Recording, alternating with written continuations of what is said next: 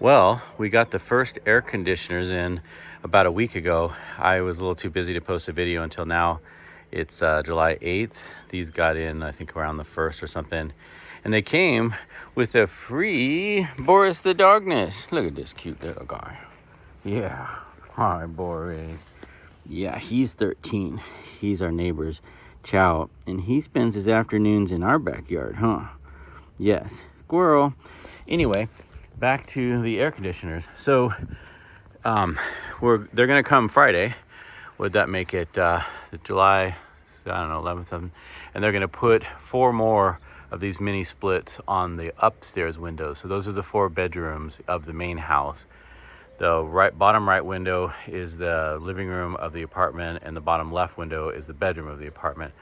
So to hide the condensation coils, the condensation lines and the electrical lines coming out of the mini splits in the unit, they put this copper pipe in at our request.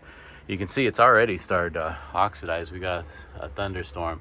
So it came in bright and shiny, kind of an industrial look, but it's gonna weather really well. I was walking at the castle today and saw some old copper pipe that had oxidized, and once it weathers a season or two, it should look more like this, you know. So if you're looking at it from the outside, it will look like, plumbing or something, which is fairly common. But we think it's complementary to the house with these, 16-inch thick stone walls. You can't put interior pipe. So anyway, this is our option. So anyway, back to the other 4 mini splits. There's going to be 1 in each room. The ones down here you can see are on the left side of those windows, and the mini splits themselves are up on the wall in those rooms. Reason that we didn't put them under the window, which was our original plan, is that they'd actually be under the ground level for this apartment bedroom. If you see, this got this path right here sloping down, and there wouldn't have been room for it, so you would have had 1 kind of up there, and then 1 which would have been below the window in the living room, which also kind of takes up floor space for furniture or tables, so we didn't want to do that in that particular room. So anyway, on the upstairs main house 4 bedrooms, we're going to put those mini splits below the windows. And if you're inside the rooms, there's the wall's not quite so thick under the window. It's like 16 inches, I'm guessing, on the main house, and then under the window it recesses in a few inches, which is good because the mini split won't really stick out into the room. And that's where the old radiators were.